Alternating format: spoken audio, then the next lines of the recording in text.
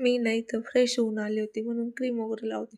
आणि क्रीम काय साधीच लावते, विको क्रीम होती तीच लावत होते. नंतर पावडर वगैरे पण लावायची होती. नंतर या ड्रेसची इस्त्री करायची होती आणि साधी सिंपलच इस्त्री करत असते, एवढी काही भारी नाही. कपाटात ठेवल्यामुळं त्याचा पार चुरगा-मुरगा झाला होता. म्हणलं त्याला इस्त्री करावं मगच यूज करावं बरं का. माणसाने ना माणसाशी नक्की चांगलं वागायला शिका. कारण की जसं आपण वागतो तसं समोरचा व्यक्ती पण वागतो बरं का. आपण एखाद्या संग चुकीचं वागलं ना, तो पण तसंच आपल्याशी चुकीचं वागतो. त्याच्यामुळे चांगलं वागा.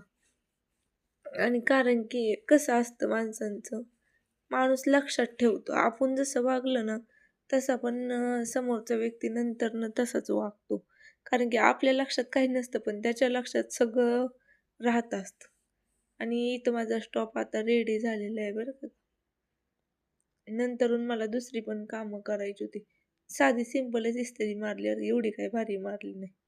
स्वतःसाठी आपण काही कधी काळजी घेत नसते स्वतःच, त्याच्यामुळे सगळं साधं सिंपलच राहत असतं. नंतर खोबरं वगैरे किसल्यानंतर ह्या करंज्या वगैरे करायच्या होत्या. याला जरा खोबरं कमी पडलं होतं बरं का. म्हणून तळता-तळता एक करंजी करत होते. नंतर ही भजी पण बनवत होते बरं का.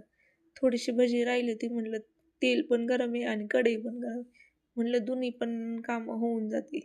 मला ना एकासोबत दुसरं पण काम करायला खूप जास्त आवडतं. कारण की दोन्ही पण कामं मग संगच होऊन जातात. कुठलंही काम मग पाठीमागं राहून जातं आणि काम करायला तर मला सगळ्यात जास्त आवडतं. कारण की कष्ट केले तरच पैसा येत असतो घरात.